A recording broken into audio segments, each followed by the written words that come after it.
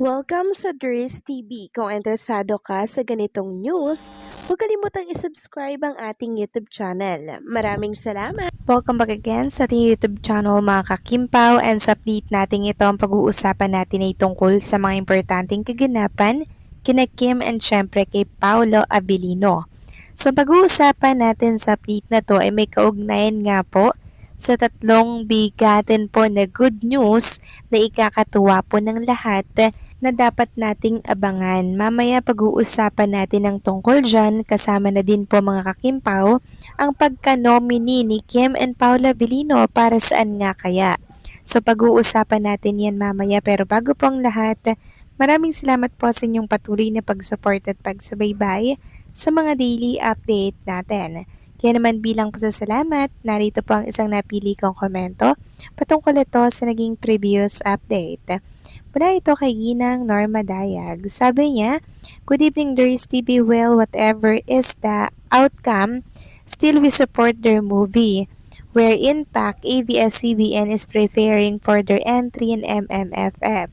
Vice is unsecured to KP because he knows the tandem of these two, which is very much aware that their movie will not make as the top grosser in this coming MMFF, coupled with what happened to Showtime with his presence. So Vice lesson learned from you had done to Kimi is intentional, and now you reap the karma.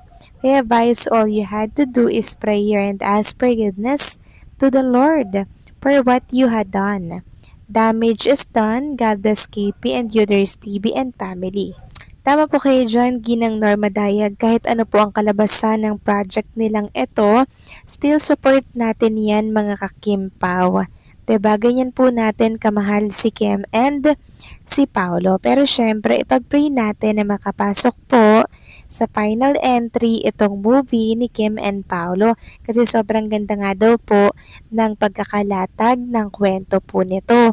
Tsak, talaga namang ikakatuwa po ito ng lahat. Kaya samahan natin ng prayers para nang sa ganun talaga namang magsanib puwersa po, 'di ba?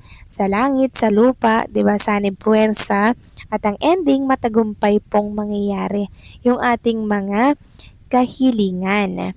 About naman po dito sa paglalaban po ni Vice and Kim Pao para po sa Metro Manila Film Festival. Yes, mga kalaban po talaga ng Kim Pao si Vice and si Bossing Vic Soto. Pero syempre hindi natin pababayaan ang Kim Pao, 'di ba? Marami din po mga seniors. Marami din pong supporters ni Kim and Paolo at kayang-kaya po natin itong maipanalo.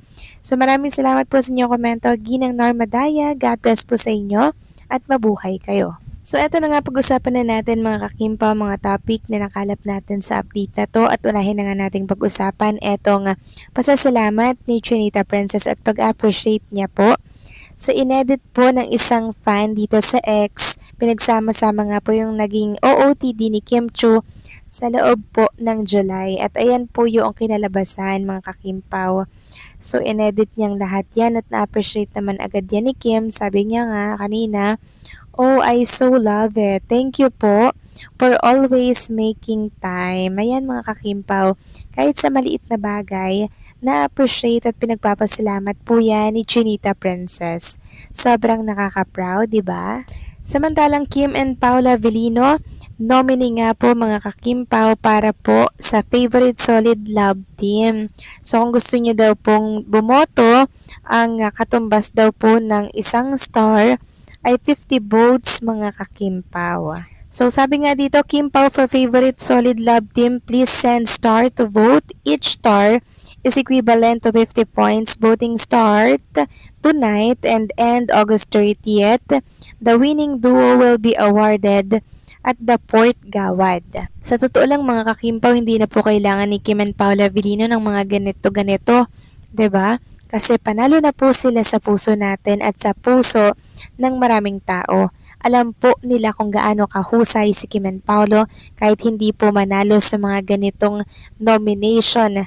'Di ba? Hindi po masusukat ang kanilang husay bilang isang artista. Samantalang next topic naman talakayin naman natin ang tungkol dito sa dapat nating abangan para po yan sa tatlong bigating blessings ni Kim and ni Paolo Avellino. Sabi nga po dito, Copino plus MMFF movie plus SDA event sa October. Ang daming ilulook forward na ganap ng parents. Sobrang blessed nila eh.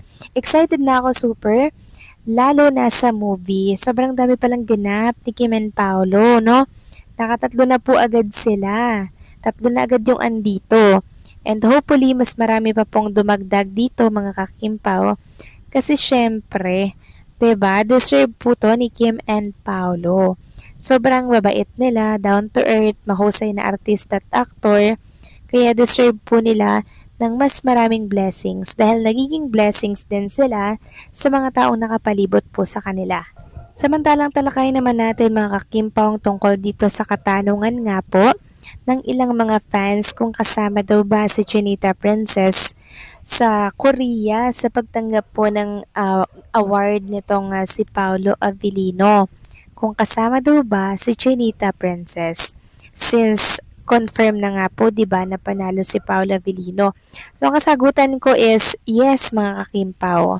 Sasama at sasama si Chinita Princess kasi siya po yung parang magme-makeup at mag-aayos kay Paolo Avellino. Supporting girlfriend po ang peg ni Chinita Princess kay Paolo. 'Di ba? Siya po yung nag-giveaway, siya po yung nagparaya mga kakimpaw para po manalo si Paolo Avellino. Ganyan niya po ka-love si Paolo mga kakimpaw na kahit siya ay ando doon, si Paolo pa rin po yung kinampanya niya para nga naman po manalo ito. 'Di ba? At ayan, nangyari naman mga kakimpaw na ibigay naman natin kay Chinita Princess yung kanyang gusto. Kaya sobrang saya niya po nang manalo nga si Paolo Avellino. Kaya yung pag-appear ni Chinita Princess dyan po sa Korea, sana masaksihan po natin ito, 'di ba? Kasi syempre, meron at merong lalabas po na picture dyan kasama si Chinita Princess. So by October na po ata mga kakimpaw ang pagtanggap ng award dyan sa Korea. Excited na rin akong makitang rumarampa si Paolo. Tapos nanonood lang si Chinita Princess. Diba? Yan po yung gusto kong makitang mga kaganapan.